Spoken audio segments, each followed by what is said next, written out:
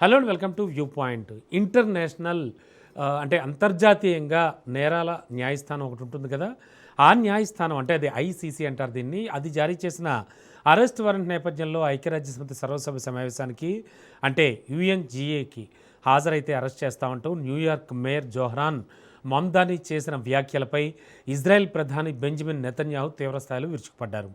మమ్దాని వ్యాఖ్యలు సమాజంలో ద్వేషాన్ని నూరిపోసేలా ఉన్నాయని ఆయన ఆరోపించారు. మేయర్గా ఉన్న వ్యక్తి యూదులు, క్రైస్తవులు, ముస్లింలతో సహా పౌరులందరికీ కూడా ప్రాతినిధ్యం వహించాల్సి ఉంటుంది.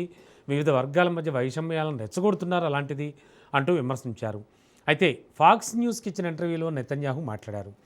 మమ్దాని తీరు వల్ల ప్రస్తుతం యూదు అమెరికన్లు తీవ్ర భయాందోళనకు గురవుతున్నారు. అయితే సెప్టెంబర్ 8న ప్రారంభమయ్యే ఐక్యరాజ్యసమితి సర్వసభ్య సమావేశానికి నేను హాజరై ఇజ్రాయెల్ తరపున, ఇజ్రాయెల్ అమెరికా భాగస్వామ్యం తరపున సత్యాన్ని చాటు చెప్తాను అని కూడా ఆయన స్పష్టం చేశారు. అయితే ఐసీసీ తనపై మోపిన యుద్ధ నేరాల ఆరోపణల్ని ఆయన న్యాయ ప్రక్రియకే వికృత రూపం అంటూ కూడా అభివర్ణించడం జరిగింది ఇదే ఇంటర్వ్యూలో.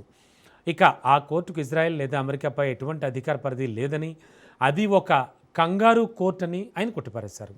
మరి గాజా యుద్ధంలో మానవత్వానికి వ్యతిరేకంగా నేరాలకు పాల్పడ్డారన్న ఆరోపణలతో 2024 నవంబర్లో నెతన్యాహు ఇజ్రాయెల్ మాజీ రక్షణ మంత్రి యోవ్ గల్యాంట్పై ఐసీసీ అరెస్ట్ వారెంట్లు ఆల్రెడీ జారీ చేసింది.